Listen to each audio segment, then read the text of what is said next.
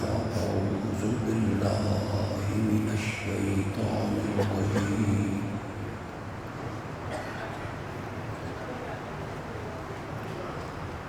بسم الله الرحمن الرحيم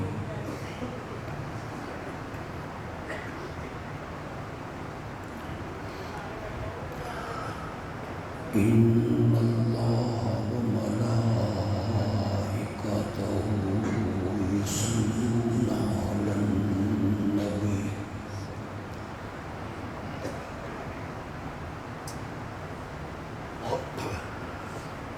يا أيها الذين آمنوا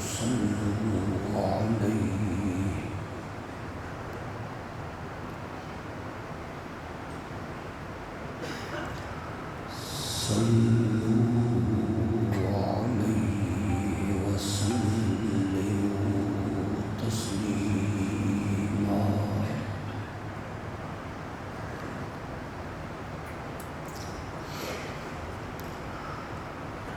اللهم صل على محمد وعلى آل محمد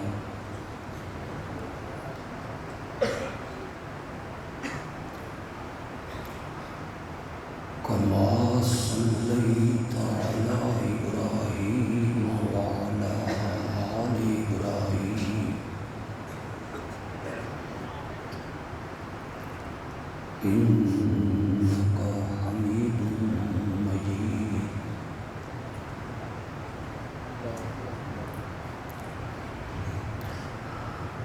اللهم بارك على محمد وعلى آل محمد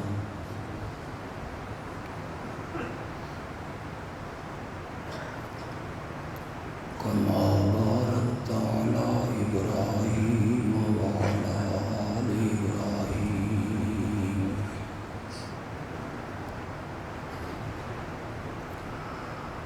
إنك حميد مجيد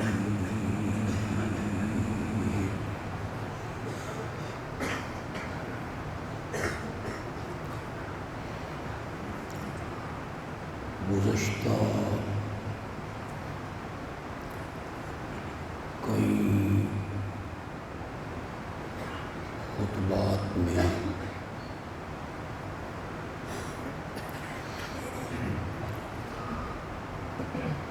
اس عنوان پر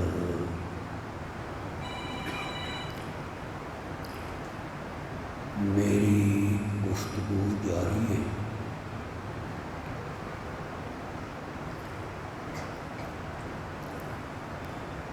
کہ خلیفہ ثالث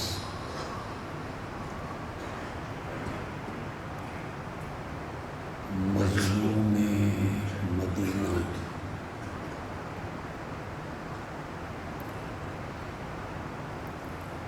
دور داماد نبی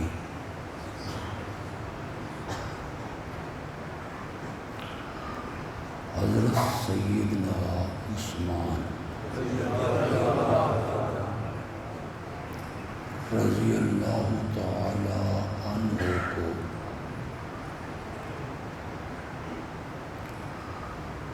ذوالنورین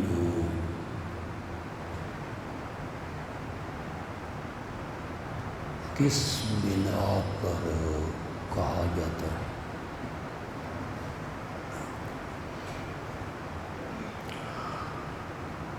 آپ نے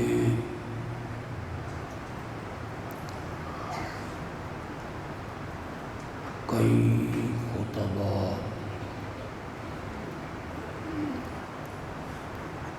علماء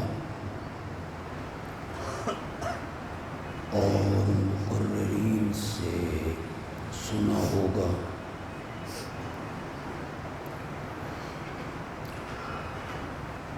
انہیں ذوالنورین اس لیے کہتے ہیں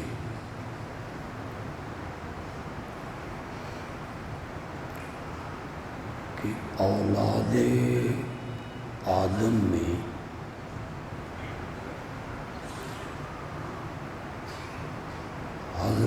عثمان وہ واحد شخصیت ہیں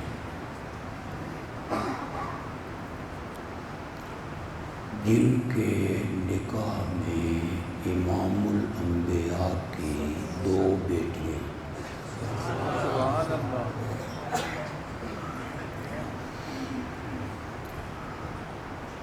اولاد آدم میں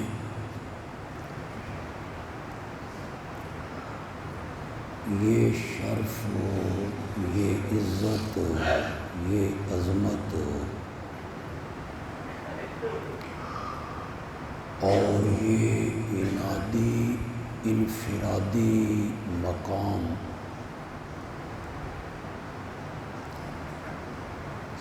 صرف حضرت عثمان کو حاصل۔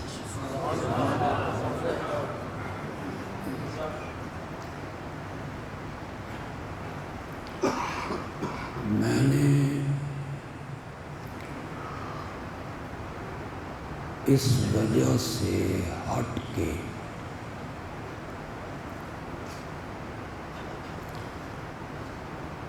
ایک اور وجہ پچھلے 2 خطبوں میں بیان کی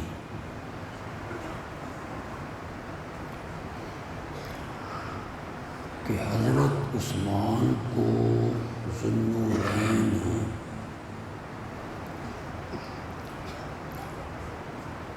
اس لیے بھی کہتے ہیں کہ تاریخ اسلام میں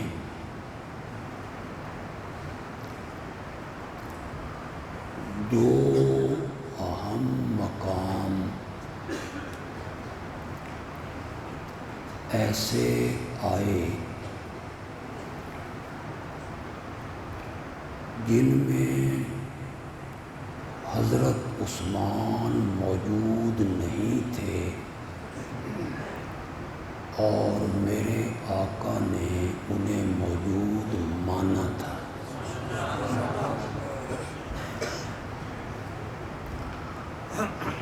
ان میں پہلا مقام ہے غزوہ بدر۔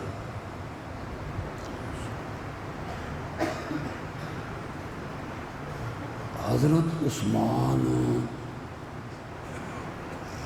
اپنی اہلیہ کی بیماری کی وجہ سے شامل نہ ہوئے۔ میرے آقا نے جتنا حصہ مال غنیمت کا بدر کے غازیوں کو دیا، اتنا ہی حصہ میرے آقا نے حضرت عثمان کو دیا۔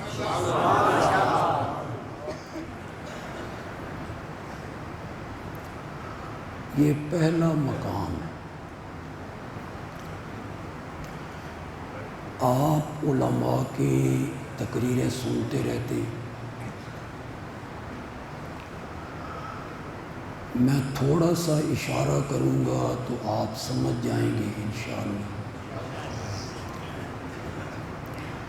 دوسرا مقام ہے صلح حدیبیہ۔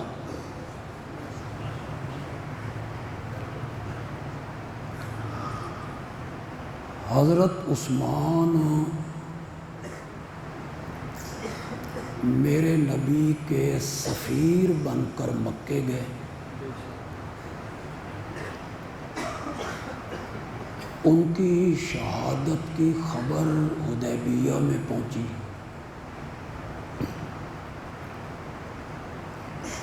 میرے آقا خیمہ سے نکل کے ایک درخت کے نیچے آئے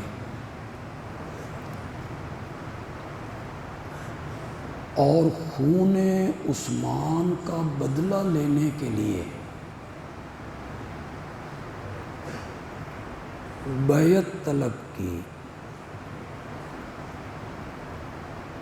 1400 صحابہ نے خون عثمان کا بدلہ لینے کے لیے میرے آقا کے ہاتھ پر بیعت کری۔ سبحان اللہ۔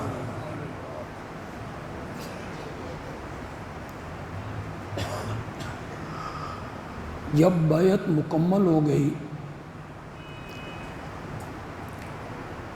میرے آقا نے فرمایا یہ ہاتھ عثمان کا ہاتھ۔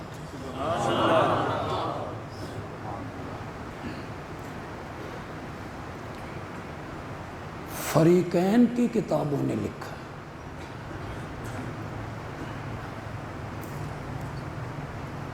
الکافی نے اس کو نقل کی، اپنے آپ نے اپنا ایک ہاتھ دوسرے ہاتھ پہ رکھ کے فرمایا یہ عثمان کی طرف سے بیعت۔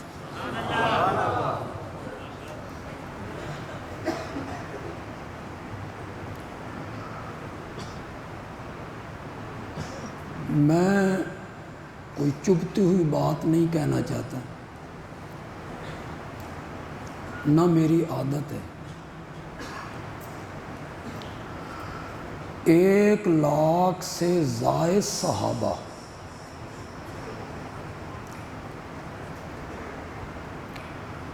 ان میں یہ شرف حضرت عثمان کو حاصل ہے جن کے ہاتھ کو میرے نبی نے اپنا ہاتھ قرار دیا۔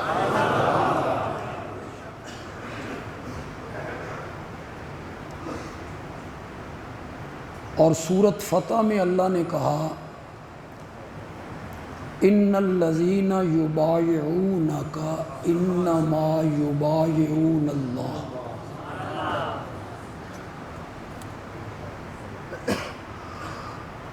جنہوں نے حدیبیہ میں آپ کے ہاتھ پر بیعت کی، انہوں نے آپ کے ہاتھ پہ نہیں میرے ہاتھ پہ بیعت۔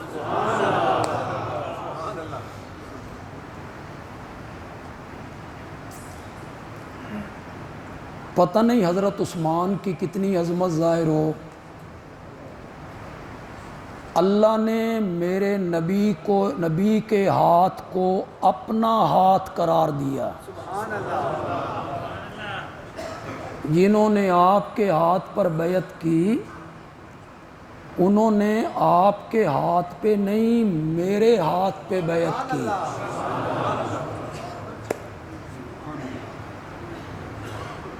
میرے نبی کا ہاتھ رب کا ہاتھ، عثمان کا ہاتھ میرے نبی کا ہاتھ، تو پھر عثمان کا ہاتھ رب کا ہاتھ تھا۔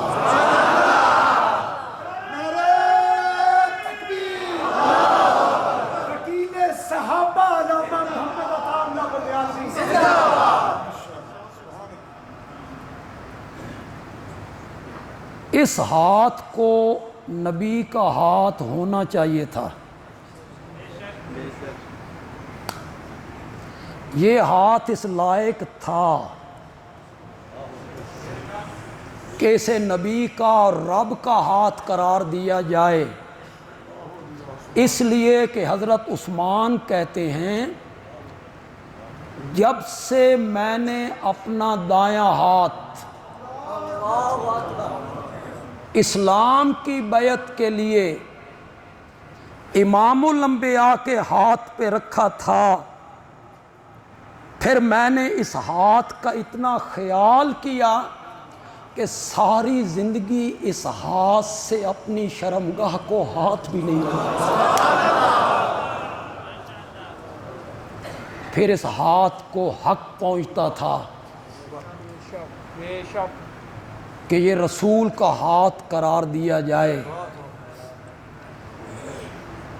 شرمگاہ کو نہیں چھوا اس دائنے ہاتھ سے، اتنی شرم اور اتنا حیا۔ الحیا ایک اچھی صفت ہے من صفات الملائکہ۔ اگلی بات بڑی زبردست کہنے لگا، سبحان اللہ۔ شاید اس سے پہلے کبھی نہ کہیے۔ حیا فرشتوں کی صفات میں سے ایک صفت ہے، حیا فرشتوں کی صفات میں سے ایک صفت ہے۔ حضرت عثمان،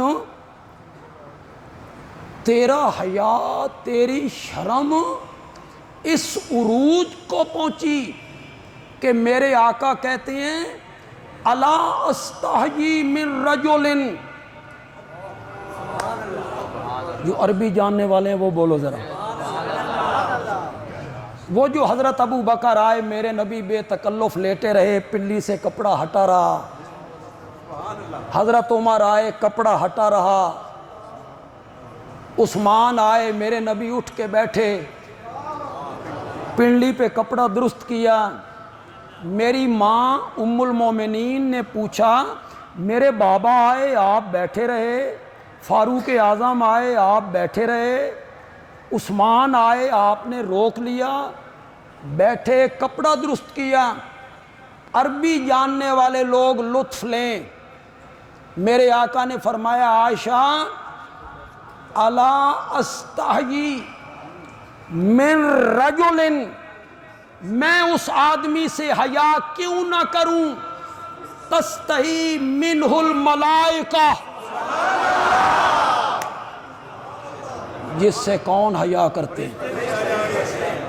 حیا ایک صفت ہے اچھی، من صفات الملائکہ، جو صفت ملائکہ میں پائی جاتی ہے۔ حضرت عثمان میں وہ صفت اتنے اعلیٰ درجے پر ہے کہ آسمان کے فرشتے بھی اس کا حیا کرنے لگتے ہیں۔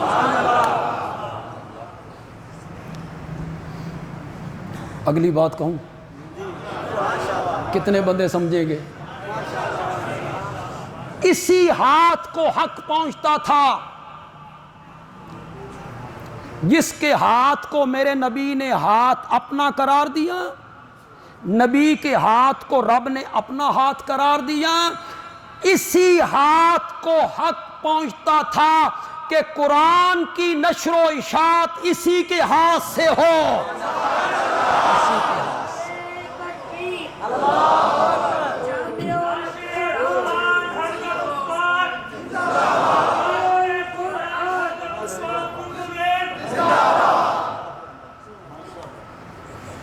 اسی ہاتھ کو یہ حق پہنچتا تھا۔ یہ دوسری وجہ تھی ذوالنورین کی، جس کو میں بیان کر چکا۔ یہ کوئی معمولی بیعت نہیں تھی۔ جن لوگوں نے آپ کے ہاتھ پہ بیعت کی ہے نا، انہوں نے میرے ہاتھ پہ بیعت کی ہے۔ بڑی آسان سی عربی ہے، ترجمہ آپ نے کرنا ہے۔ آگے قرآن کہتا ہے ید اللہ ہے، کس کا ہاتھ؟ ید اللہ ہے فوق ایدیہم، اللہ کا ہاتھ ان کے ہاتھ کے اوپر تھا۔ حدیبیہ کے 1400 خوش نصیبوں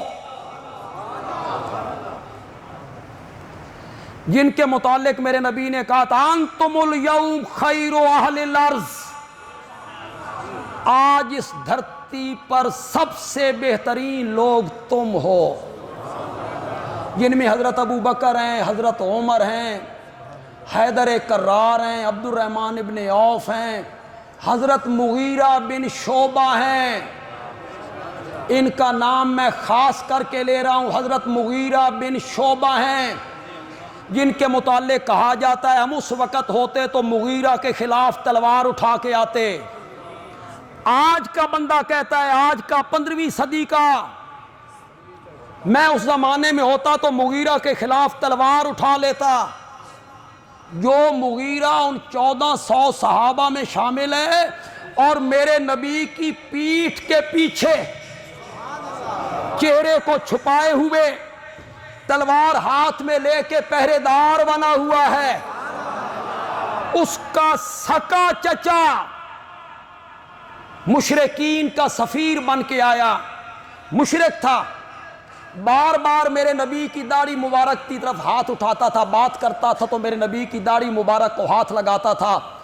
حضرت مغیرہ نے ایک مرتبہ دیکھا، دوسری مرتبہ دیکھا، تیسری مرتبہ فرمایا ہاتھ پیچھا کر،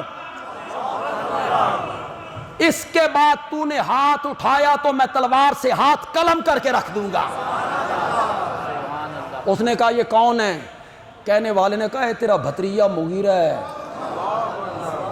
اس مغیرہ کے متعلق کہا جاتا ہے ہم اس وقت ہوتے تو اس کے خلاف تلوار اٹھاتے، جس نے سنو سن سکتے ہو تو تمہیں یہ باتیں کوئی نہیں بتائے گا۔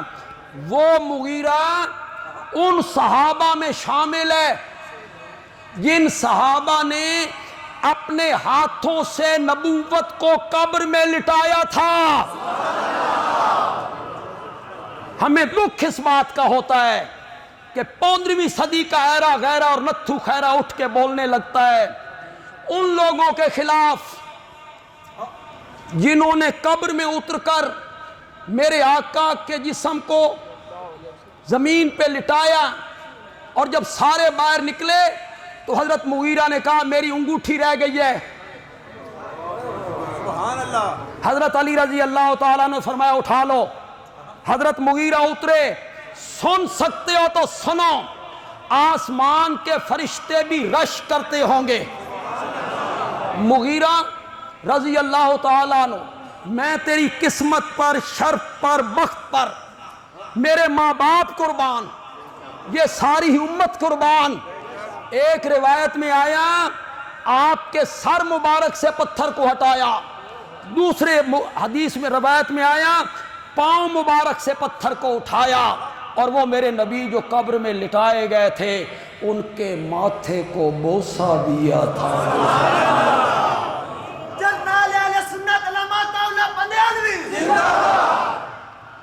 پھر کہنے لگے ڈالو مٹی۔ صحابہ نے مٹی ڈالنی شروع کی، ان کے گھٹنے تک پہنچ گئی۔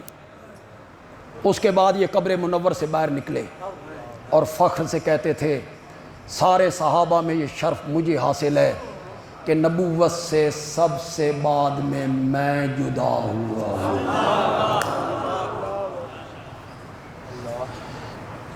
یہ ان 1400 صحابہ میں شامل ہیں، حضرت ابو بکر، حضرت عمر شامل ہیں، جن کے ایمان کے بارے میں آج سوال ہو رہے ہیں۔ ثابت کرو کہ وہ مومن تھے۔ اب میں باہر نکل کے ثابت کروں بے سورج ہے، 14ویں کا چاند ہو اور میں ثابت کروں کہ چاند ہے، معاویہ مسجد میں کھڑے ہو کے بتاؤں کہ یہ معاویہ مسجد ہے، ثابت کروں اس کو؟ پاگل ہو گئے ہو؟ خدا کی قسم دن کے 12 بجے سورج کے طلوع ہونے کا اور روشنی کا مجھے اتنا یقین نہیں جتنا ابو بکر و عمر کے مومن ہونے کا یقین ہے۔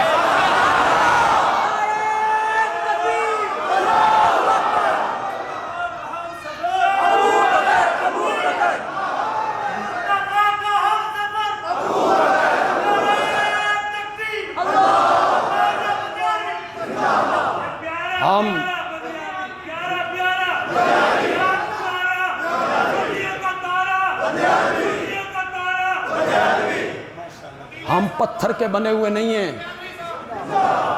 لوگوں کو یہ سوچنا چاہیے یار ہم پتھر کے بنے ہوئے نہیں ہیں، ہمارے دل میں، ہمارے سینے میں بھی گوشت پوست کا دل ہے یار۔ جب ہمارے کان میں یہ خبر پہنچتی ہے فدق کے لٹیرے،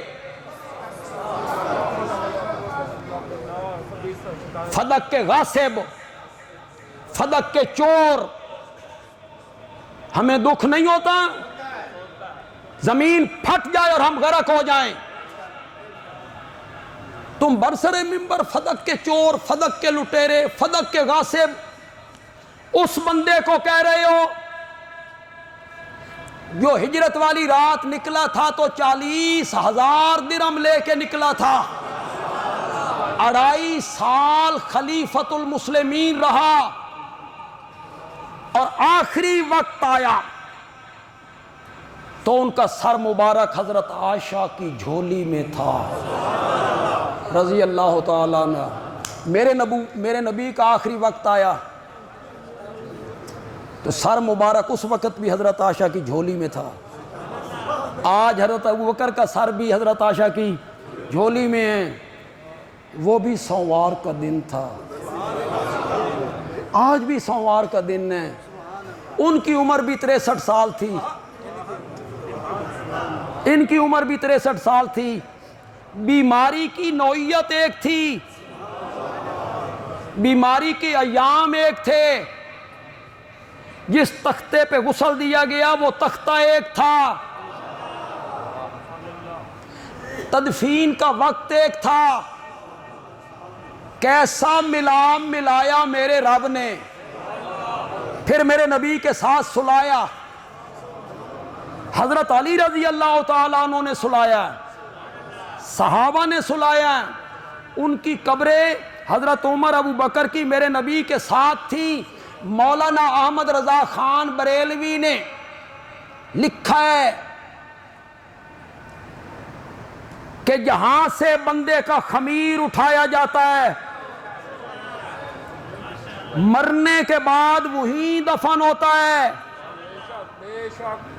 نہیں سمجھے ہو یار، یہاں سے خمیر اٹھایا جاتا ہے، ناف میں رکھا جاتا ہے، مرنے کے بعد بندہ اسی مٹی میں دفن ہوتا ہے، اسی مٹی میں دفن ہوتا ہے۔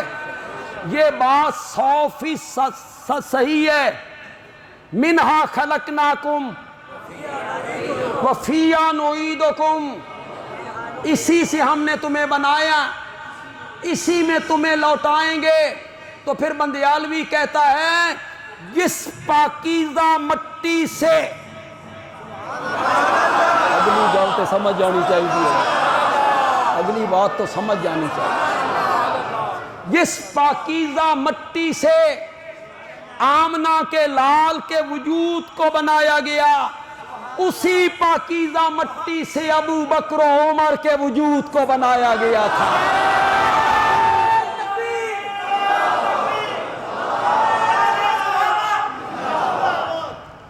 کہتے ہیں، اس پر میں بحث نہیں کروں گا کہ صحیح کہتے ہیں یا غلط کہتے ہیں، صحیح ہوگا۔ کہتے ہیں حضرت سیدنا حسین رضی اللہ تعالیٰ عنہ نواسہ رسول ہیں، بولو تو صحیح ہے، جگر گوشہ بطول ہیں، راکب بردوش رسول ہیں۔ ان کی زبان کو میرے نبی نے اپنی زبان میں لے کے چوسا تھا، انہیں آپ نے دنیا کے پھول قرار دیا تھا، یہ میرے پھول ہیں پھول۔ کہتے ہیں جہاں حضرت حسین دفن ہیں، حضرت حسین کا مدفن ہے 40 میل ادھر، 40 میل ادھر، 40 میل ادھر، 40 میل ادھر، جو مردہ دفن ہو جائے وہ اس نسبت سے بخشا جائے گا کہ حضرت سیدنا حسین کی صحبت قرب ملا 40 میل۔ بندیالوی بڑے نرم لہجے میں کہنا چاہتا ہے، لیکن آپ کا ولولہ تو اسی طرح ہونا چاہیے۔ نواسے دی اے شان،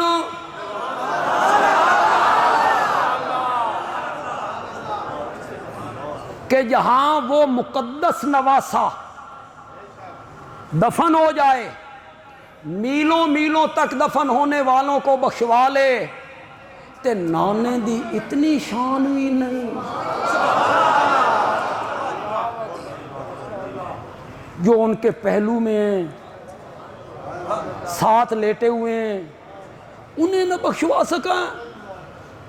سنو، بندیالوی استدلال کرنا چاہتا ہے قرآن سے، یا ایھا النبی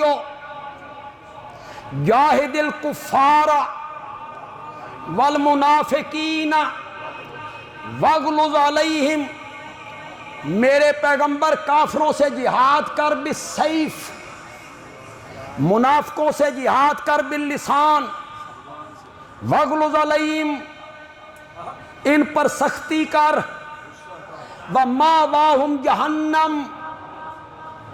اگلی گل تو تمہیں سمجھ آ جانی چاہیے۔ اب بندیالوی سب کچھ کھول کے بیان کرے تو آپ کو سمجھ آتی ہے یار، کوئی سمجھدار بنو۔ مَأْوَاهُمْ جَهَنَّمْ، کافروں کا ٹھکانہ، منافقوں کا ٹھکانہ۔ قرآن کہتا ہے کافروں کا ٹھکانہ جہنم ہے، قرآن کہتا ہے منافقوں کا ٹھکانہ جہنم ہے۔ بندیالوی کہتا ہے ابو بکر تے عمر تے اس وقت بھی جنت چنا۔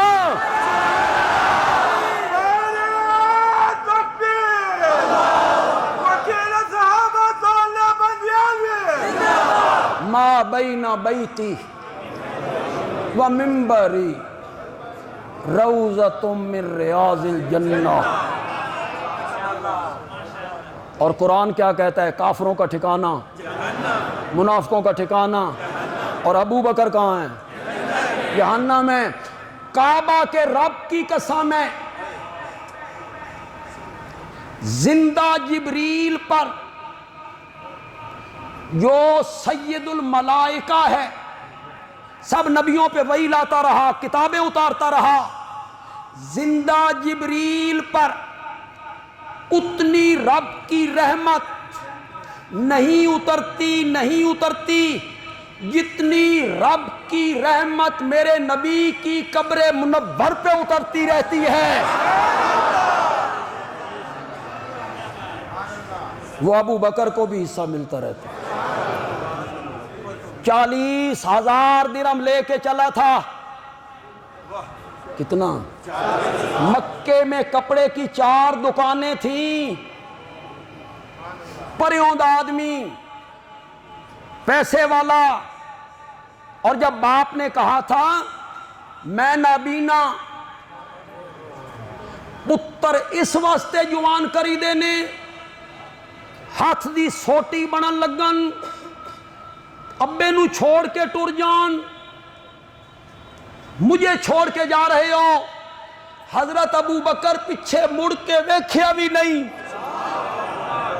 باپ نے دوسرا وار کیا، میرا خیال نہیں، دھیاں دا خیال کر، یہ حضرت اسماء ہیں، عائشہ ہیں، بچیاں ہیں، بیٹیاں ہیں، ان کا خیال کر۔ جب بابا نے یہ کہا تو چہرہ دروازے کی طرف ہے حضرت ابوبکر کا، اور کہنے لگے بابا جانتے ہو آج میرے دروازے پہ کون آیا ہے؟ جانتے ہو میرے دروازے پہ کون آیا ہے؟ آسمانوں کا سردار فرشتہ، آسمانوں سے چلے تو اس کے دروازے پر، حضرت عمر اس کے دروازے پر، حضرت عثمان اس کے دروازے پر، حیدر کرار اس کے دروازے پر، ساری خلقت، خطیبانہ رنگ میں جملہ کہنے لگا ہوں، ساری خلقت نبوت کے دروازے پر، اور آج نبوت صداقت کے دروازے پر میرا نبی چل کے ان کے گھر آیا ہے۔ یہ کاشان ہے۔ عمر تیری عدالت کو، عثمان تیری سخاوت کو، علی تیری شجاعت کو، بندیالوی تیری خطابت کو، تیری خطابت کو، اور معاویہ تیرے تدبر کو، معاویہ تیری سیاست کو، تدبر کو،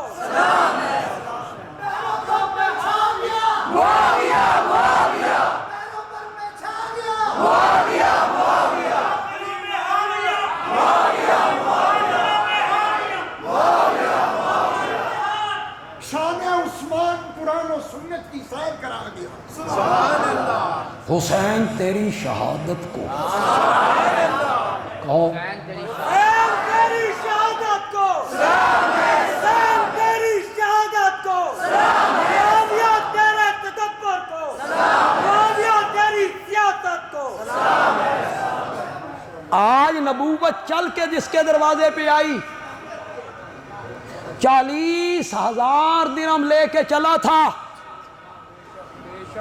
2-2.5 مہینے خلیفۃ المسلمین رہا، آخری وقت آیا، بیٹی کی گود میں سر ہے، فرمایا بیٹا یہ میری 2 چادریں ہیں، انہیں دھو لو، مجھے اس میں کفنا دینا، تیرے بابا کے پاس نیا کفن خریدنے کے لیے کوئی کپڑا موجود نہیں ہے۔ جب اس کو فدق کا لٹیرا کہا جائے ہمیں دکھ نہیں لگتا؟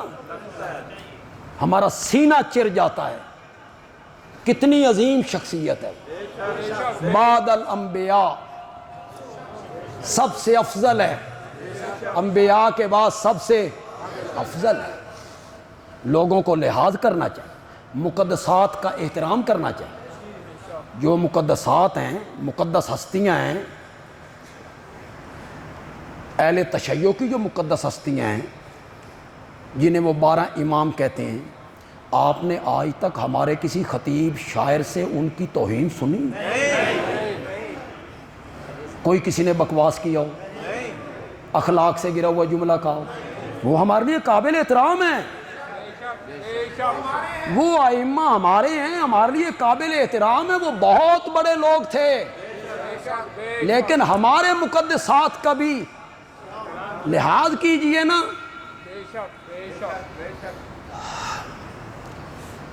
حضرت ابوبکر اس بیعت میں موجود تھے یا نہیں؟ کوئی انکار کرے؟ حدیبیہ کی بیعت میں حضرت ابوبکر حضرت عمر تھے یا نہیں؟ کوئی انکار کر سکتا ہے؟ کوئی انکار کرے؟ کوئی انکار نہیں کر سکتا۔ پھر قرآن سے فیصلہ کروانا یار، نہ تیرا فیصلہ نہ میرا فیصلہ، اور خدا کے لیے قرآن سے فیصلہ کروا لو۔ سورت فتح میں اللہ نے کہا لَقَدْ رَضِيَ اللَّهُ عَنِ الْمُؤْمِنِينَ، بولو تو صحیح یار، خدا دی قسمیں اگر اللہ یہاں المومنین نہ کہتے نا، لَقَدْ رَضِيَ اللَّهُ عَنِ الَّذِينَ يُبَايِعُونَكَ، جنہوں نے تیرے ہاتھ پہ بیعت کی تھی، کام تو پھر بھی بن جاتا تھا، لیکن مولا نے ان کے ایمان پہ مہر لگائی۔ لَقَدْ رَضِيَ اللَّهُ، پڑھو تو صحیح یار، عَنِ الْمُؤْمِنِينَ اِذْ يُبَايِعُونَكَ تَحْتَ الشَّجَرَةِ، ماضی پر قد آئے، معنی قسم کا، اوپر لام تاکید کا، لام تاکید کا، مولا تو خلاق عالم ہے، تن قسم چاہن دی کیڑی ضرورت سی کہ تو نے قسم اٹھا دی؟ اللہ نے کہا مجھے اپنی ذات کی قسم ہے، مجھے اپنی صفات کی قسم ہے، مجھے اپنے معبود ہونے کی قسم ہے، مجھے اپنے رحمان رحیم ہونے کی قسم ہے، مجھے عالم الغیب مختار کل مسجود ہونے کی قسم ہے، مجھے السمیع لکل دعا ہونے کی قسم ہے، العلیم لکل حال ہونے کی قسم ہے، مجھے الخالق المالک الرازق المحیی الممیت المدبر ہونے کی قسم ہے، مجھے اپنی ساری صفتوں کی قسم ہے۔ درخت کے نیچے بیٹھ کر جن مومنوں نے تیرے ہاتھ پہ بیعت کی تھی میں ان سے راضی ہو گیا،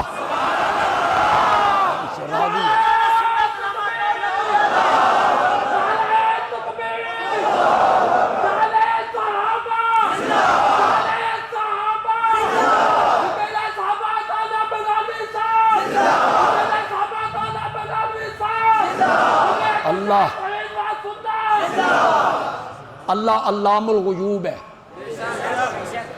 کچھ لوگوں نے باتیں کرنی تھی، اوپر اوپر سے بیعت تھی، بعد میں پھر گئے، اللہ کو پتا تھا۔ اللہ نے جو اگلا جملہ کہا، اللہ کرے آپ کو تھوڑی سی عربی سی سدھ بدھ ہو، تھوڑی سی مزہ آ گیا، خدا کی قسم مولا کنیے رضا دا اعلان کیتا ہی، یہ ظاہری بدن دیکھ کے یہ ہاتھ دیکھ کے، یہ آنکھیں دیکھ کے فرمایا نہیں نہیں، فعالم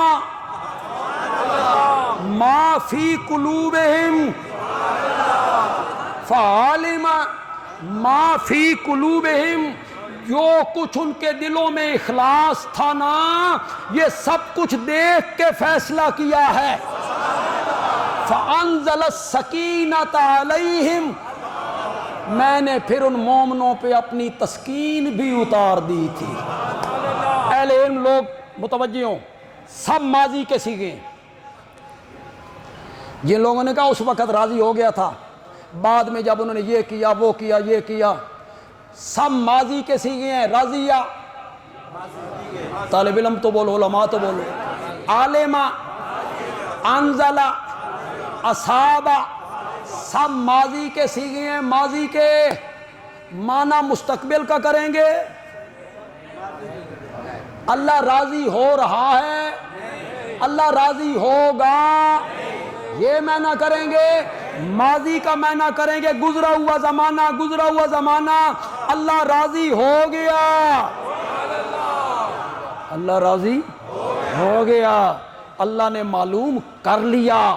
یہ سب ماضی کے سیغے ہیں، یہ معلوم کر کے اپنی رضا کی سند رب نے ان کے ہاتھوں میں تھما دی۔ حضرت عثمان اس میں موجود ہیں، میرے نبی نے ان کو موجود مانا تھا۔ بس آخر میں ایک جملہ کہنا چاہتا ہوں، پھر کچھ اظہار تشکر بھی کرنا ہے۔ ید اللہ ہے، اللہ کا ہاتھ، فوق ایدیہم، ان کے ہاتھوں کے اوپر تھا۔ مزہ نہیں آئے گا، سرسری سننے میں مزہ نہیں آئے گا، میں بیان کروں آپ کان سے سنیں دوسرے کان، مزہ نہیں آئے گا۔ تھوڑا سا تہ میں اترو یار، تہ میں، تصوراتی دنیا میں چلے جاؤ، تہ میں اترو، تہ میں اترو، وہ منظر ذرا سامنے لاؤ۔ نیچے میرے نبی کا ہاتھ، اوپر 1400 صحابہ کا ہاتھ، ان سب ہاتھوں کے اوپر رب کا ہاتھ، صحابہ کا ہاتھ درمیان میں ہے، نیچے میرے نبی کا ہاتھ ہے، پھر 1400 صحابہ کا ہاتھ ہے، ان سب کے اوپر رب کا ہاتھ ہے۔ پرانی باتیں کہا کرتا ہوں، بھیڑ ہو، ہجوم ہو، دھکم پیل ہو، کوئی میلہ ہو، بازار میں رش ہو، بندے کے ساتھ 6-7 سال کا بچہ ہو، بندے کے دل میں جائے یہ گم ہو جائے گا، پھٹک جائے گا، ساڑی میاں علی دی پنجابی چاہتے ہیں پھٹ جائے گا، ہاں پھٹ ویسی، گم ہو جائے گا، پھٹک جائے گا۔ پھر باپ کیا کرتا ہے؟ اس معصوم بچے کے ہاتھ کو اپنے ہاتھ میں پکڑ لیتا ہے، پھر باپ مطمئن ہو گیا، اے ہن بھٹک نہیں سکتا۔ نہیں سمجھو کہ نہیں سمجھو، اشارے سمجھو تو تب مزہ ہے نا۔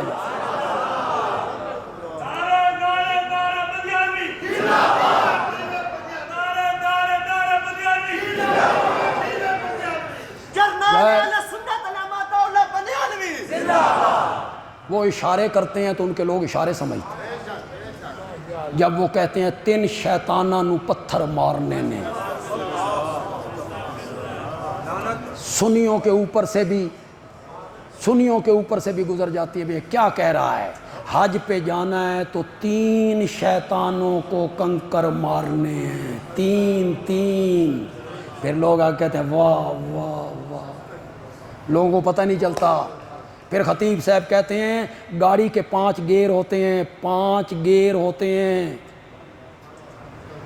وہ ہاتھ چ رکھنے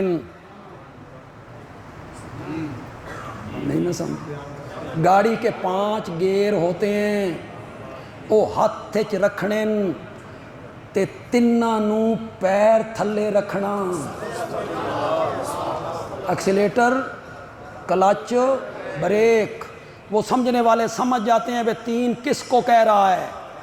کچھ اشارے تم بھی سمجھا کرو یار، سیکورٹی کے اداروں کے سروں سے بھی ان کی باتیں گزر جاتی ہیں کہ یہ حضرت کہہ کیا رہے ہیں۔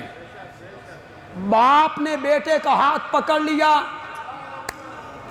اب وہ مطمئن ہو گیا، یہ بھٹک نہیں سکتا، یہ گم نہیں ہو سکتا، اس کا ہاتھ میرے ہاتھ میں ہے۔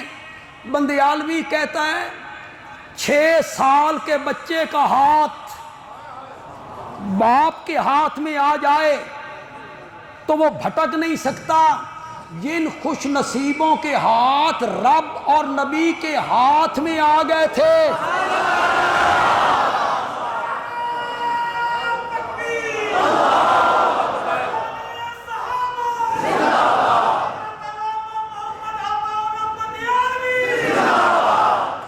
میرا مضمون ذو النورین والا ابھی درمیان، لیکن آج ہمارے پنجاب بھر سے لوگ آئے ہیں، ہمارے مہمان آئے ہیں، دوست آئے ہیں، اگلے جمعے پہ تفصیل کر دوں گا۔ ان کے لیے تھوڑی سی بات کہہ دیتا ہوں تاکہ ان کو بھی فائدہ ہو جائے۔ حضرت عثمان کے ذو النورین ہونے کی تیسری وجہ یہ بھی ہے کہ انہوں نے ایک ہجرت نہیں کی، 2 ہجرتیں کی ہیں۔ ایک حبشے کی ہجرت، ایک مدینے کی ہجرت۔ اور بندیالوی کہتا ہے حضرت عثمان کے ذو النورین ہونے کی ایک وجہ یہ بھی ہے، رب نے ان کے وجود میں 2 خوبیاں جمع کر دی تھیں، ایک سخاوت کی خوبی، دوسری شہادت کی خوبی۔ اس لیے بھی ان کو کیا کہتے ہیں؟ ذو النورین کہتے ہیں۔ میں نے اپنی گرفتاری پہ کوئی تبصرہ نہیں کیا، نہ میں اس پر تبصرہ کرنا چاہوں۔ اللہ ہمیشہ عاجزی انکساری عطا فرمائے، عروج ملے تو پھر بھی اللہ عاجزی عطا۔ تکبر اور غرور اس نے ابلیس کو تباہ کر دیا۔ شیخ سعدی نے کہا تھا نہاد شاخ پر میوہ سر بر زمین۔ کیا شیخ سعدی کی بات ہے، نہاد شاخ پر میوہ سر بر زمین، جس ٹہنی پر پھل اور پھول لگے ہوتے ہیں وہ زمین کی طرف جھکی ہوئی ہوتی ہے، اور جس پر پھل کوئی نہیں۔ تکبر کرنا جاہلوں کا کام۔ میں اپنا رونا روتا رہوں، یہ ہوا وہ ہوا، آپ کو کہانیاں سناتا رہوں، کچھ بھی نہیں۔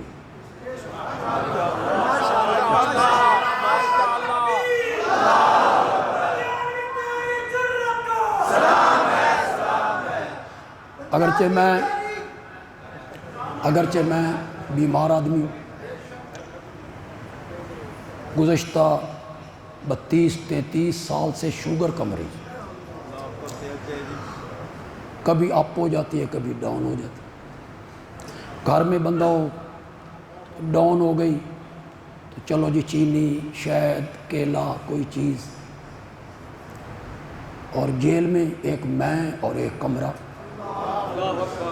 تو یہ تو رہا گمان، اللہ محفوظ فرمائے رکھے، لیکن میں نے اپنے آپ کو اس حساب سے کھانے پینے میں ایسا رکھا کہ ایک دن صبح میں نے شوگر چیک کیا، اپنی مشین میرے پاس تھی تو وہ صرف 80 تھی،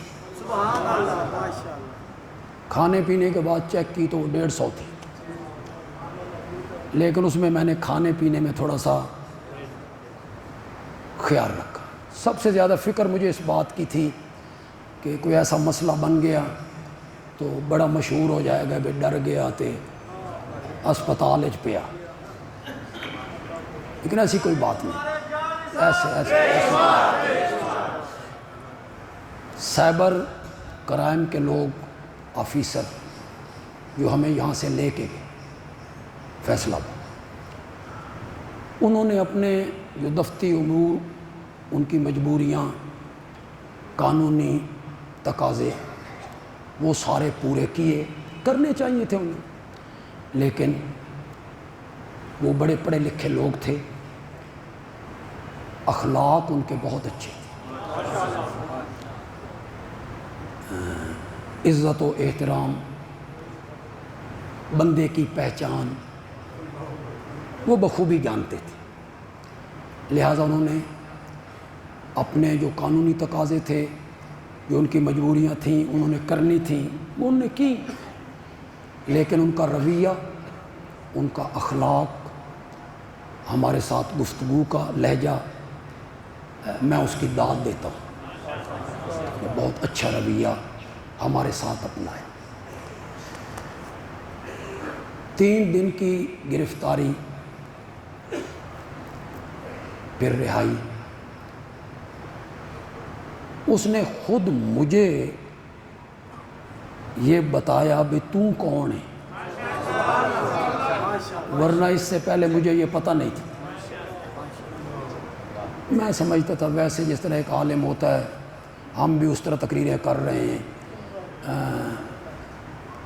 میاں نواز شریف صاحب دوسری مرتبہ آئے تو کسی نے نعرہ لگایا، میاں صاحب قدم بڑھاؤ ہم تمہارے ساتھ ہیں۔ میاں صاحب آخیا میں تے قدم بڑھایا سی، پیچھے مڑ کے ویکھیا تے کوئی بھی نہیں سی۔ تو ہم نے سمجھا تھا ایسے ہی ہوگا، لیکن ایک فائدہ میری گرفتاری کا یہ ہوا کہ اہل حق کی تمام جماعتیں ایک نقطے پر متفق تو ہوئی، یہ تو فائدہ ہوا نا۔ جن کے ساتھ ہمارے اختلافات تھے، مسلکی اختلافات تھے، سب لوگ ہمارے حق میں بولے۔ ہم سب لوگوں کے ممنون ہیں۔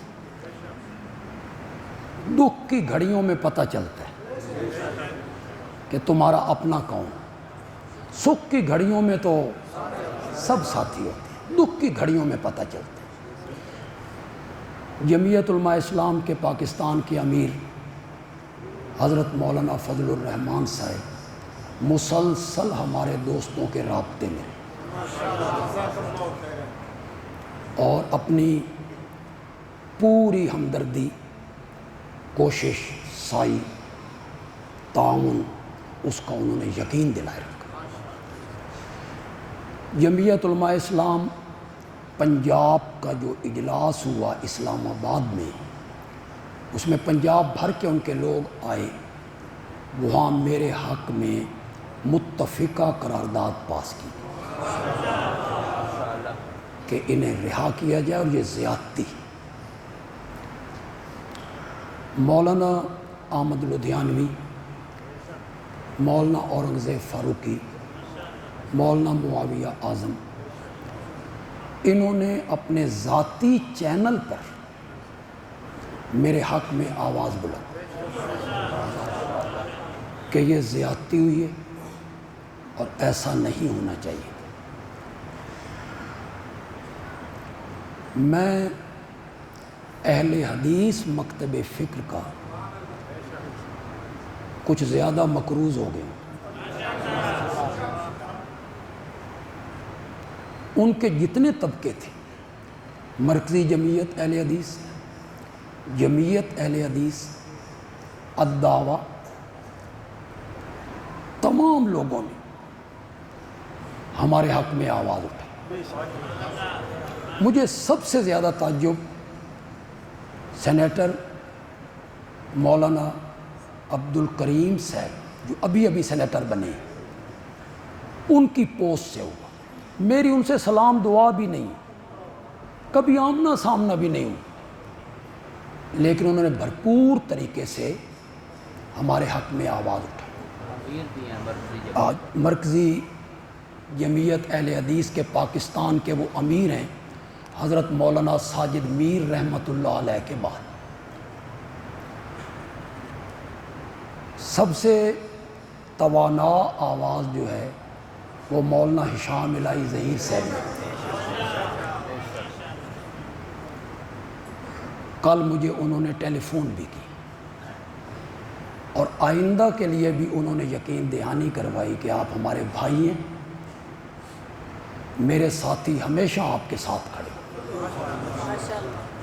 ان کی ایک توانا آواز تھی۔ مولانا زاہد الراشدی صاحب ملک کے بڑے معزز عالم ہیں، دیوبند کی پہچان ہے۔ انہوں نے ایک اجلاس بلا کے ایک قرارداد پاس کر کے انہوں نے بھی اپنے چینل پر اسے اپلوڈ کیا اور اس بات کی مذمت کی۔ کچھ لوگوں کے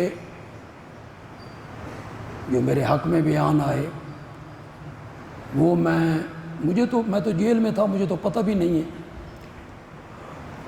مرکزی اشاعت التوحید کے جو امیر ہیں مولانا کلیم اللہ ملتانی، انہوں نے بھی ہمارے حق میں آواز اٹھائی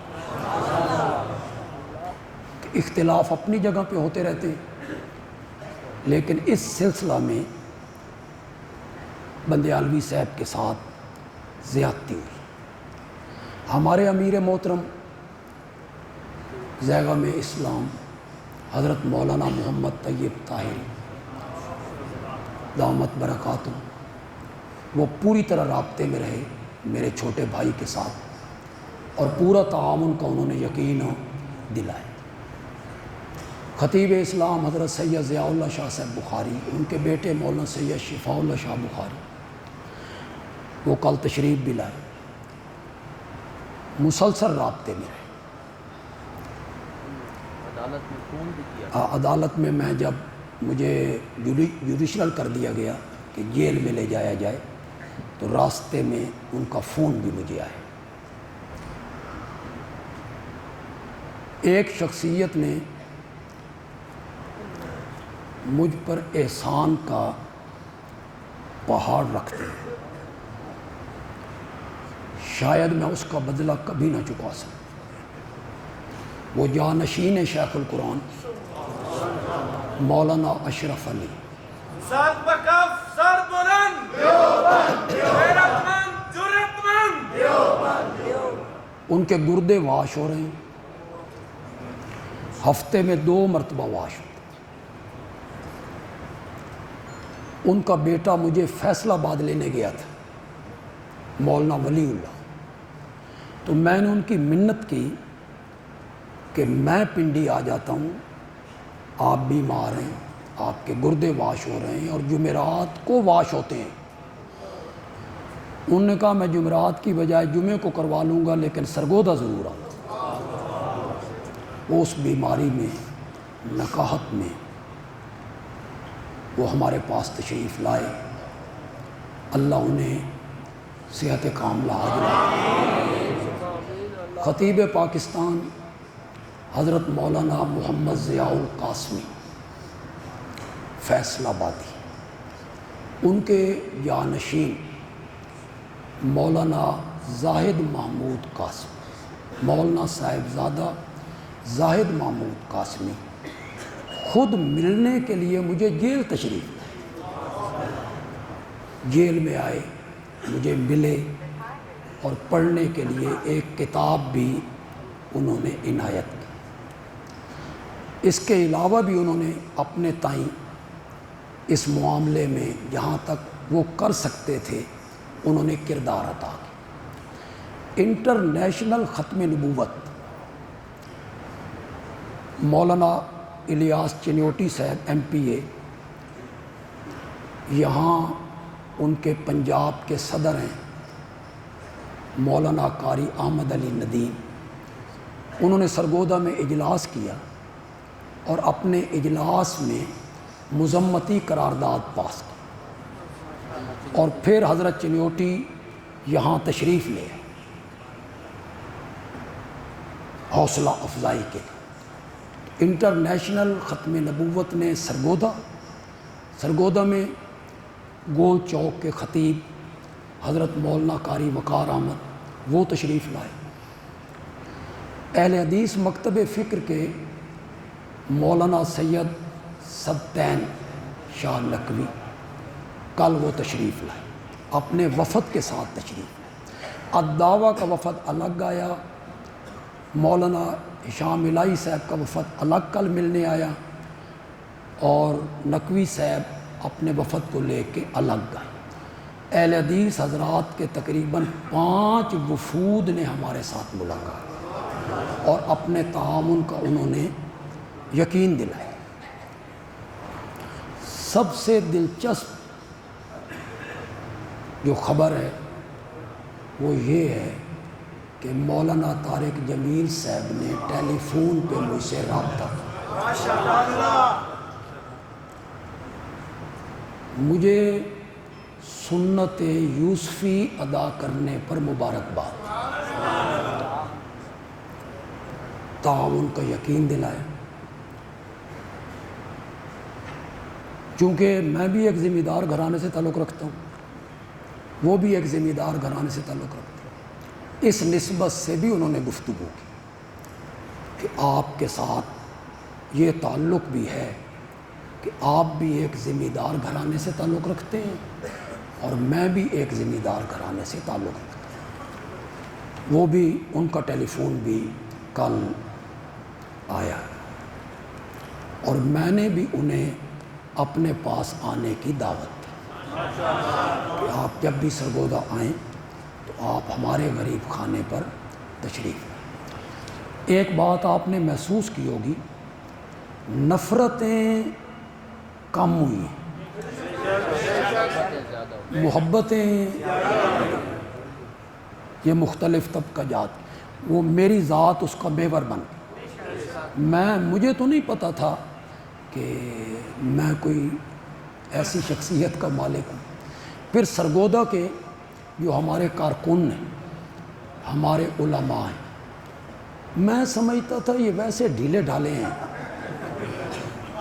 بھئی، لیکن استقبال والے دن انہوں نے جس جوش خروش عقیدت محبت کا مظاہرہ کیا، سارے دھونے دھو دیتے ہیں۔ اور انہوں نے ہمارے قاری عبدالغفور صاحب ہیں تقوی مسجد، انہوں نے اس کو مینج کیا، سارا کارکنوں کو بلایا وغیرہ۔ وکلاء کا جو پینل ہے اس میں حافظ آباد کے ہمارے گرایا صاحب، حسان گرایا، وہ حافظ آباد سے لاہور جا کے اپنے پینل کو لا کے فیصل آباد پیش ہوئے، کہاں حافظ آباد، پھر لاہور، پھر فیصل آباد، رقم بھی اپنے پاس سے خرچ کی۔ ہمارے سرگودا کے محترم بلال کمبوس ہیں، انہوں نے سارے سرگودا کے اپنے کیس چھوڑ کے 2-3 دن فیصل آباد میں ہمارے ساتھ گزارے۔ فیصل آباد کے وکیل ہیں، اہل حدیث مکتب فکر سے تعلق ہے، توصیف اعجاز ملک، وہ بہت اونچے پائے کے وکیل، وہ ہمارے لیے پیش ہوئے، ہم ان کے بھی ممنون۔ یہ جن احباب کا میں نے نام لیا، اور ہے کوئی؟ مولانا فرید احمد حقانی صاحب مجھے ملنے کے لیے آئے، مولانا عصمت اللہ ملتانی مجھے ملنے کے لیے آئے، مولانا خضر حیات بکھروی مجھے ملنے کے لیے آئے۔ ان پچھلے بدھ جمعرات 2 دنوں میں پنجاب بھر سے تقریباً 5000 کے قریب افراد ہماری ملاقات کے لیے، اور اب بھی وہ آ رہے ہیں، آج بھی بہت سارے افراد۔ ہاں، مولانا عبدالغفور حیدری صاحب یہ جمعیت علماء اسلام کے جنرل سیکرٹری ہیں پورے پاکستان، انہوں نے کل مجھے لندن سے فون کیا اور مجھے رہائی پر مبارکباد انہوں نے پیش کی۔ ان کے ساتھ تھے مولانا عبدالرحمن جو وفاق المدارس پنجاب کے ذمہ دار ہیں، انہوں نے بھی مجھے فون پر مبارکباد پیش کی۔ میں نے کہا نا کہ میں نام نہیں لے رہا ہوں، ہمارے شارجہ کے شفیق صاحب، انہوں نے یعنی بالکل اپنا کاروبار چھوڑ کے فیصل آباد سرگودا انہوں نے سب چیز تج دی۔ گجرانوالے کے میرے دوست ہیں عبدالغفار،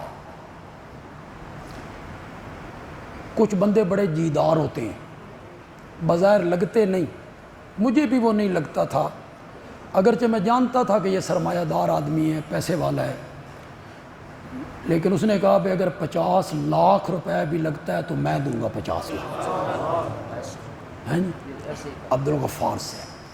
ہمارے حافظ آباد کے طور برادران ہیں، عثمان صاحب، احمد صاحب، افضال صاحب، وہ جدہ میں ہوتے ہیں۔ میں جب عمرے کے لیے جاتا ہوں تو میں 1-2 دن ان کے پاس جدہ میں گزارتا ہوں، بلکہ وہ مدینے میں جا کے مجھے گاڑی پہ اپنے ساتھ لے آتے ہیں۔ طور برادران، انہوں نے 2 دن بڑی محنت کی، تو میں سب کا نام نہیں لے رہا ہوں۔ ہاں، ایک جو ہمارے عالم ہیں قائد آباد سے، مولانا شمس الحق، ان کا مدرسہ ہے وہاں قاسم العلوم، انہوں نے یہ سارے دن ہی فیصل آباد میں گزارا، گیا ہی نہیں۔ مولانا عبدالطواب صاحب رحمانیہ، جامعہ رحمانیہ والے، انہوں نے بھی فیصل آباد میں ڈیرہ لگا، اور ایک بات جو انہوں نے مجھے کہی تو وہ آپ کو بتا دیتا ہوں۔ وہ کہنے لگے اس واقعہ سے پہلے مجھے پتہ نہیں تھا کہ میری محبت آپ کے ساتھ اتنی ہے، تو یہ مجھے اب پتہ چلا ہے کہ محبت کتنی، یہ اللہ کے اختیار میں، یہ سب میرے رب کے اختیار میں۔ 40 سالوں میں اس میں میرے درس، میری تحریریں، میری تقریریں، 40 سالوں میں جو شہرت اور جو عزت مجھے ملی تھی اس کے برابر اللہ نے 3 دنوں میں مجھے اور زیادہ عزت دی۔ اب علماء سے لوگ پوچھتے ہیں کہ یہ بندیالوی کون ہے؟ ہر طرف بندیالوی ہو رہا ہے۔ اب وہ میرے کلپ سنیں گے انشاءاللہ، وہ میرے کلپ سنیں گے۔ ہمیں یہ بھی کہا گیا، یہاں جو ہمارے مختلف سیکورٹی کے بھائی آئے ہیں، ہمارے احباب، ہمارے دوست، ہمارے عزیز، اللہ ان کو خوش رکھے، ترقیاں عطا فرمائے، وہ میری بات کو نوٹ کریں۔ ہمیں کئی جماعتوں کی طرف سے یہ کہا گیا کہ دھرنا دینا چاہیے، سڑکیں بلاک کرنی چاہیے۔ کچھ ہمارے جو پنجاب بھر کے کارکن تھے انہوں نے بھی ہمیں کہا، لیکن ہم نے کہا کہ قانون کا سہارا لینا ہے، قانون کو ہاتھ میں نہیں۔ اس ملک کا امن، اس ملک کی سڑکیں، دکانیں، عوام، ادارے، پولیس، فوج، یہ سب ہمارے بھائی ہیں۔ ہم ہی میں سے آپ کے کتنے بھائی پولیس میں ہوں گے، آپ کے کتنے بیٹے فوج میں ہوں گے، آپ کے کتنے رشتہ دار اداروں میں ہوں گے، ہماری ان سے لڑائی ہو، جھگڑا ہو تو کس کو فائدہ ہوگا؟ تو ہم پرامن شہری ہیں، پرامن لوگ ہیں۔ ہم پاکستان میں امن و امان کا کوئی مسئلہ پیدا کرنا نہیں چاہتے، یہ بہتر بھی نہیں ہوتا کہ دھرنے دیے جائیں، توڑ پھوڑ کی جائے، یہ جاہلوں کے کام ہوتے ہیں۔ ایک وقت ہوتا ہے کہ جب یہ قدم اٹھانا پڑتا ہے، لیکن وہ بڑے ناگزیر حالات ہوتے ہیں، ہر حالت میں ایسا نہیں ہوتا۔ تو ہم نے اس سلسلے میں اب بھی ہم اداروں سے تعاون کریں گے۔ یہ میرا جامعہ ضیاء العلوم ہے، میں اداروں کو آج کھلی دعوت دیتا ہوں، یہاں جو ہمارے احباب آئے ہیں اداروں کے، جس طالب علم کا آپ نام لیں میں اس طالب علم کو آپ کے حوالے کر دیتا ہوں۔ لے جائیں، تحقیق کریں، جو بھی آپ کو ضرورت اس کی آپ تحقیق کریں۔ چھپ کے باہر کے دکانداروں سے آپ پوچھیں کہ اس ادارے میں کیا ہوتا ہے، ادارے کے اندر روزانہ آئیں، ہم سے ملیں، ہم قریب آئیں، ایک دوسرے کا دکھ درد ہم بانٹیں، غلط فہمیاں جو آپ کے ذہنوں میں ہیں وہ دور ہوں۔ تو ہمارا جامعہ تو کھلا ہے، گیٹ کھلے ہیں، آپ جب چاہیں تو آپ ہمارے جامعہ کو چیک کر سکتے ہیں، طلباء کو چیک کرنا چاہیں، مدرسین کو چیک کرنا چاہیں، آپ چیک کر سکتے ہیں۔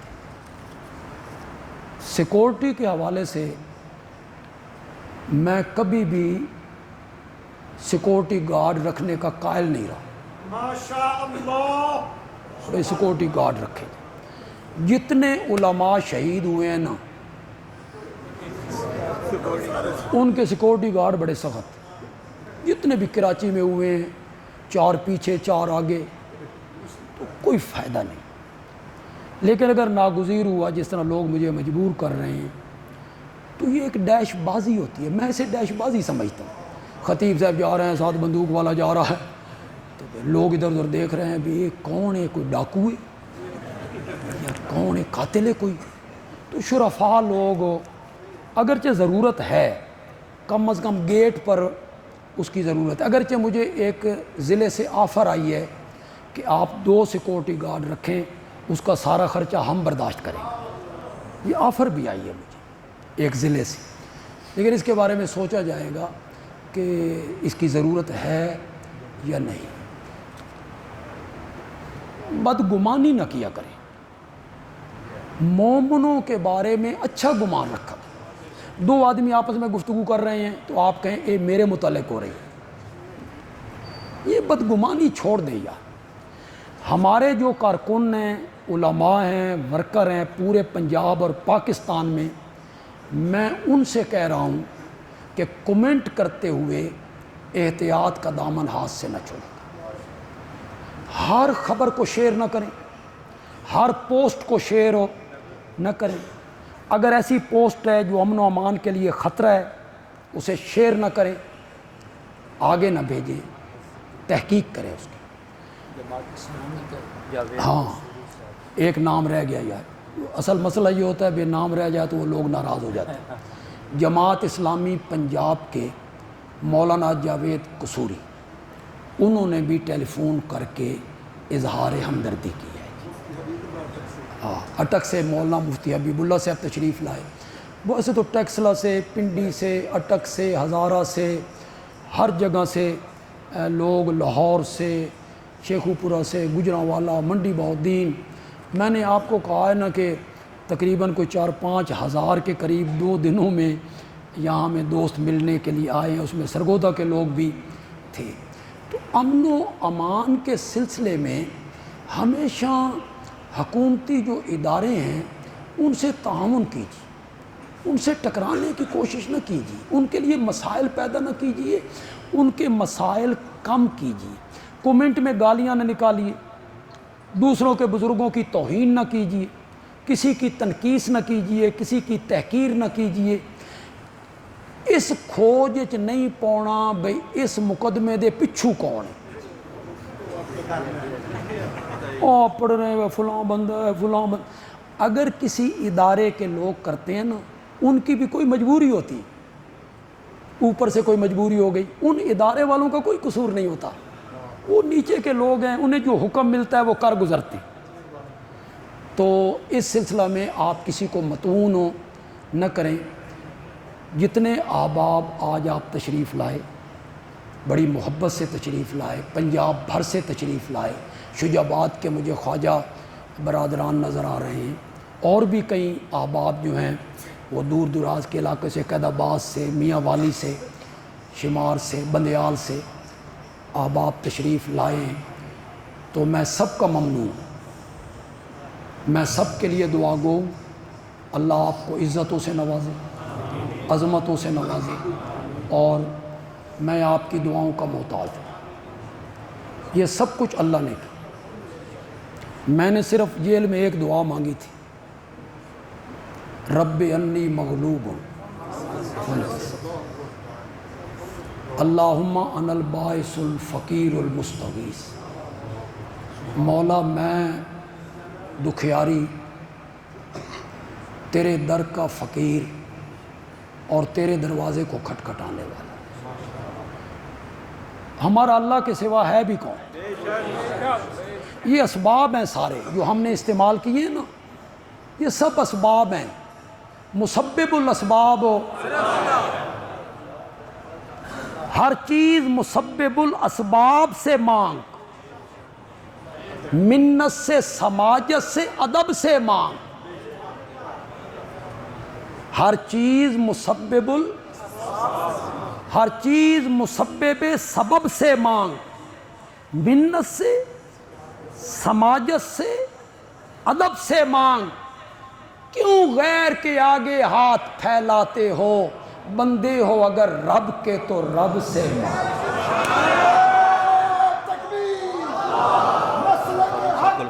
کراچی والا کرنا سی کراچی والا کیڑے کراچی والا؟ کون کہہ رہا سن بس نام نہیں صاحب۔ آخر میں جن لوگوں نے سوشل میڈیا پہ میری مخالفت میں پروپیگنڈا کی، کلپ جاری کی، تقریریں کی، میں ان کا بھی شکریہ ادا کروں۔ میں انہیں کچھ نہیں کہوں گا، جو کچھ اندر ہوتا ہے وہ باہر نکلتا ہے۔ اس موقع پر آپ نے جو کچھ کیا، کر رہے ہیں، میں آپ کا شکریہ ادا کرتا ہوں۔ چلو اس بہانے آپ کی زبان پر میرا نام تو آیا۔ میں اگرچہ شعر و شاعر کرتا نہیں، پڑھتا بھی نہیں، لیکن یہ شعر مجھے لکھ کر دیا گیا ہے، ہونٹوں پہ کبھی ان کے میرا نام ہی آئے، ہونٹوں پہ کبھی ان کے میرا نام ہی آئے، آئے تو صحیح برسر الزام ہی آئے۔ تو ہم ان کا بھی شکر ادا کرتے ہیں، شکریہ ادا کرتے ہیں، اور ان کے لیے بھی دعا گوئی ہیں۔ ان کے لیے میں کوئی لفظ ایسا استعمال نہیں کرنا چاہتا۔ میں ایک سنجیدہ خطیب ہوں، مدلل گفتگو کرتا ہوں۔ میں نے کبھی کسی فرقے کا نام نہیں لیا، کبھی کسی کے بزرگوں کا میں نے نام نہیں لیا۔ میں کدی نہیں آکھیا بے میں تھوڑی منجی ٹھوک دینی، میں نے کبھی نہیں کہا ہوں آئیو نا داڑ تھلے، میں نے کبھی یہ لہجہ میں نے کبھی استعمال نہیں کیا۔ یہ علماء کا لہجہ نہیں، علماء اس طرح کا لہجہ اختیار نہیں کرتے۔ تو میں نے ہمیشہ مدلل گفتگو کی ہے۔ کسی فرقے کو مشرک، کافر یہ کہنا، یا کربلا کے واقعہ میں جو لوگ کربلا کو اس طرح بیان کرتے ہیں کہ کوفہ کربلا کے رستے میں آتا ہے، اگر وہ یہ کہتے ہیں تو اس کہنے سے وہ کافر ہو گئے، اس کہنے سے وہ کافر ہو گئے۔ یہ کوئی کفر اسلام کی بات ہے یار، یہ خالصتاً ایک تحقیقی علمی مسئلہ ہے، اس پر تحقیق کریں اہل علم لوگ، کتابیں پڑھیں، کھنگالیں، علماء کو سنیں۔ یہ کوئی کفر و اسلام کا مسئلہ نہیں ہے کہ جس پر لڑائی لڑی جائے اور جھگڑا کیا جائے۔ جی کسی نے کہا جی اس کو وکیل صحابہ و اہل بیت کہتے ہیں، تو اصل میں تو یہ وکیل قاتلان حسین ہے، اصل میں تو یہ وکیل قاتلان حسین ہے۔ میں ایک نعرہ آخر میں لگانا چاہتا ہوں، سب میرے ساتھ دیجئے، قاتلان حسین پر رب کی، جو اس قتل پہ راضی تھا، جس نے حکم دیا، جو راضی تھا، جس کے حکم سے ہوا، جو بھی اس میں کسی طریقے سے بھی ملوث ہے، اس پر رب کی لعنت، اس پر رب کی لعنت ہے۔ حضرت حسین رضی اللہ تعالیٰ عنہ کا جو قاتل ہے وہ ملعون ہی ہو سکتا ہے، لعنتی بندہ ہی ہو سکتا ہے نا. تو ہم اس کے قائل ہیں. ان کو میرا یہی جواب ہے جو کہتے ہیں یہ وکیل ہے قاتلان حسین کا، میں تو قاتلان حسین پر لعنت کر رہا ہوں. یا میں اہل بیت کا بغض ہو، اہل بیت کا بغض پال کے میں نے جہنم میں جانا ہے؟ حضرت حسن حضرت حسین رضی اللہ تعالیٰ عنہما ان کے متعلق اگر میرے دل میں بغض ہو تو میں نے حوض کوثر پہ اپنے آقا کا سامنا کیسے کرنا ہے؟ کیسے سامنا میں نے کرنا ہے؟ اہل بیت کے جو بغض رکھنے والے لوگ ہیں، جتنے بھی اہل بیت ہیں، اس میں ازواج بھی ہیں، اس میں میرے نبی کی بیٹیاں بھی ہیں، اس میں حضرت حسن کی اولاد بھی ہے، اور اس میں میرے نبی کے داماد بھی ہیں. جتنے بھی اہل بیت کے ساتھ بغض رکھنے والے ہیں، کوئی رائی کے دانے کے برابر بھی بغض رکھتا ہے، اس پر بھی رب کی. آج چونکہ میرے مہمان آ رہے ہیں دور دراز کے علاقوں سے، درس قرآن آج نہیں ہوگا، اگرچہ پہلے تھا کہ یہاں درس دیں گے، لیکن میں مہمانوں میں مصروف ہوں گا تو میں وقت نہیں نکال سکوں گا، لہٰذا آج کے لیے معاف کیا جائے. انشاءاللہ آئندہ جمعہ سے درس قرآن کا سلسلہ شروع کریں گے. سوشل میڈیا پہ جنہوں نے جنگ لڑی، کیا نام ہے جی ان کا؟ Message T V, message T V, Ammar Yasir صاحب. عمار یاسر صاحب نے میسج ٹی وی پہ جو اپنا پیغام میرے حق میں اپلوڈ کیا، ہم ان کے بھی ممنون ہیں کہ انہوں نے ایک اچھا کردار ادا کیا اور ہمارے حق میں انہوں نے آواز اٹھائی. مولانا عبدالکریم صاحب میرے بھانجے ہیں، میری بڑی بہن، اللہ تعالیٰ ان کی مغفرت فرمائے، جو میری ماں کے برابر تھی، میں ان کو ماں کا درجہ دیتا تھا. سب سے بڑی وہ تھی، مولانا ضیاء الحق صاحب سے بھی بڑی تھی وہ، اللہ ان کو جنت میں اعلیٰ مقام عطا فرمائے. انہوں نے پہلی رات میرے ساتھ گزاری، ساتھ رہے. قاری سمت اللہ صاحب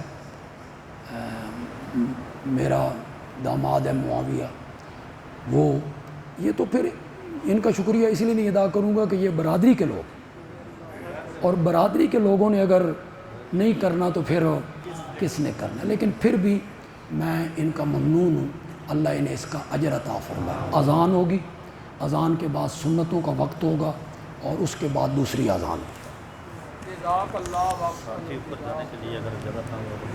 اگر جگہ نیچے تنگ ہے